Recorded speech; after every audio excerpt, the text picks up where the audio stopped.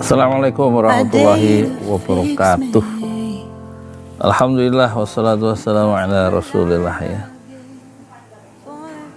Kalau Prabowo berpasangan dengan Ganjar sebagai bakal calon presiden dan calon presiden, tentu akan mudah ya dikalahkan oleh Anies Baswedan.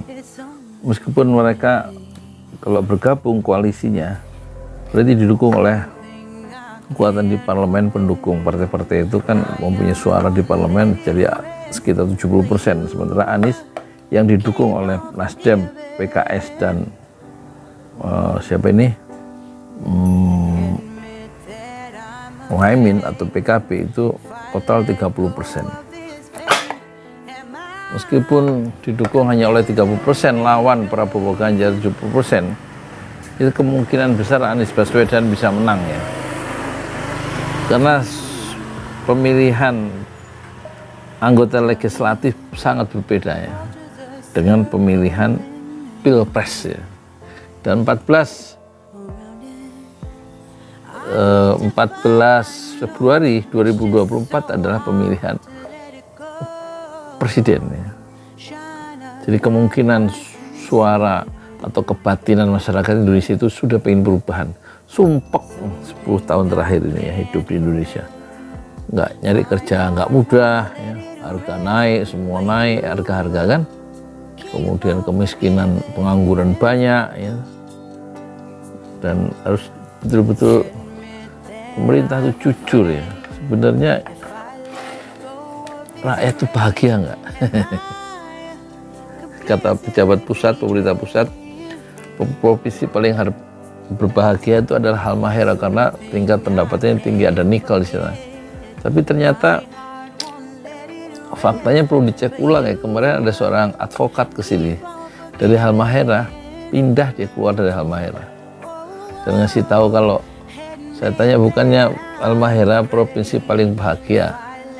Terus dia bilang kalau bahagia saya nggak keluar dari kampung saya katanya. Dia pindah ke Jawa Barat, perbatasan Jawa Barat DKI ya. Jadi pemilu 2024 ini ditulis oleh laporannya Raiza Andini Senin ya, 25 September. Poros Prabowo Ganjar dan Anies Caimin diperkirakan bertarung di 2024 ya. Kita baca nanti, kita komentari ya. Pemilu 2024 diprediksi hanya akan diikuti poros Prabowo Subianto, Ganjar Pranowo dan Anies Baswedan, Muhaimin Iskandar. Sinyal pemilu 2024 hanya diikuti dua poros karena hingga saat ini Prabowo maupun Ganjar Pranowo belum juga mengumumkan cawapresnya. Apabila betul akan diumumkan cawapres last minute, dan ini menjadi sinyal bahwa pasangan Prabowo Ganjar akan melebur, kata pengamat politik Pangi Syarwi Caniaku hari Senin 25 September. Menurut Pangi Syarwi, Prabowo dan Ganjar sengaja belum mengumumkan pasangan lantaran mereka saat ini sedang negosiasi agar kedua kubu koalisi ini melebur menjadi satu melawan Anies Caimin. Selain itu, kata Pangi Syarwi Caniaku, tujuan dari dua poros di pemilu 2024 adalah agar pemilu berlangsung solid dan tidak split ya. Hal itu artinya poros keberlanjutan tidak terbelah dan terpecah suaranya. Iya, kalau mereka membentuk poros masing-masing sehingga tiga menjadi tiga poros, Ganjar sendiri, Prabowo sendiri dan Amin sendiri, maka kemungkinan besar Anies, saya yakin dan percaya akan memenangkan pertarungan dalam satu putaran, meskipun menang secara tipis karena suara mereka terpecah. Pangi Syarwi mengatakan yang dikhawatirkan bukan lagi soal hasil pemilu, namun ada proses kandidasi yang didesain oleh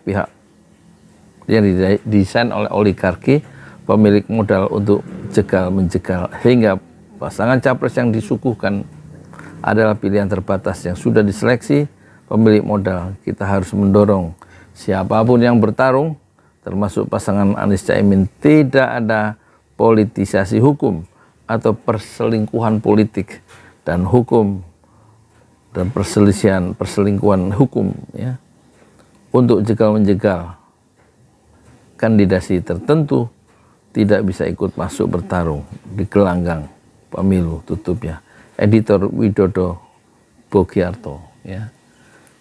Jadi kalau akhirnya ada pikiran atau ada gagasan atau ada impian, meskipun kata sebagian pengamat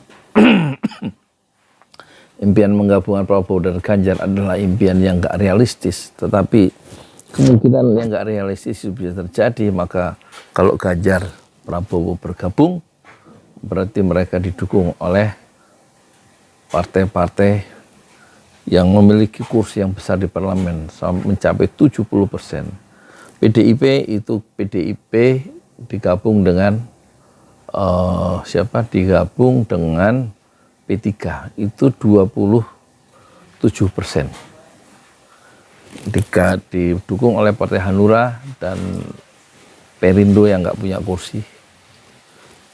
Dan kemudian kalau bergabung dengan Gerindra Prabowo, maka Prabowo didukung oleh Partai Gerindra, Demokrat, PAN, kemudian setelah PAN itu setelah PAN itu Gerindra, PAN, kemudian Demokrat, Gerindra, Demokrat, PAN, dan satu lagi Golkar.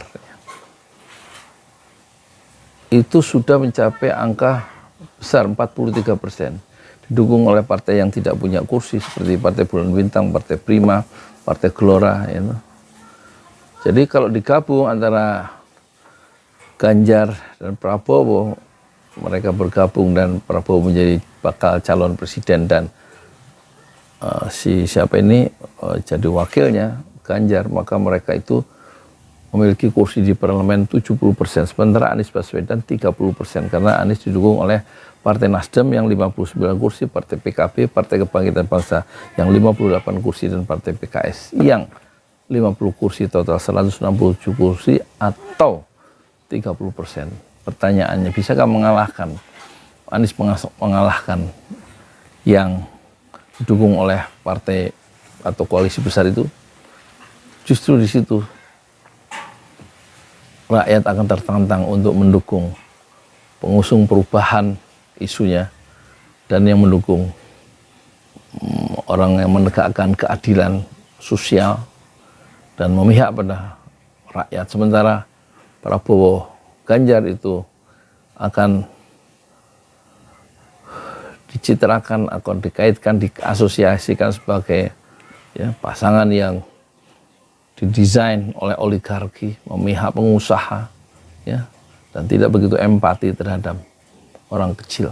Oleh karena itu, generasi milenial yang mencapai 56% itu tentu akan memilih Anies Baswedan.